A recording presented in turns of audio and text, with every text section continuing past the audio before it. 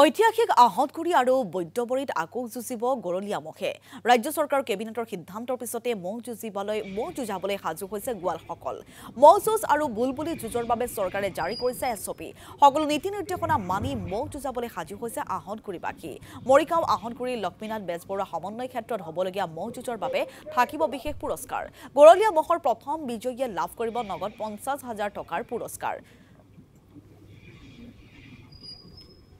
বিজিত মহে পাব 30,000 টকা গৰলীয়া মহৰ দ্বিতীয় বিজয়ীয়ে 30,000 টকাৰ পুৰস্কাৰ লাভ কৰাৰ বিপৰীতে বিজিত মহৰ গৰাকীয়ে পাব 20,000 টকাৰ পুৰস্কাৰ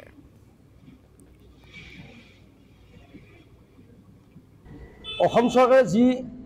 এছঅপি দিছে সেই এছঅপি মতে আমি মহযুঁজ কৰিম অসম চৰকাৰক আমি আহতগুৰি মহযুঁজ ভোগালী উৎসৱ সমিতিৰ তৰফৰ পৰা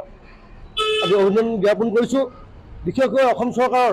জনপ্ৰিয় মুখ্যমন্ত্ৰী হিমন্ত বিশ্ব শৰ্মাক আমি ধন্যবাদ জ্ঞাপন কৰিছোঁ আমি যুঁজ পাতিব নোৱাৰি যি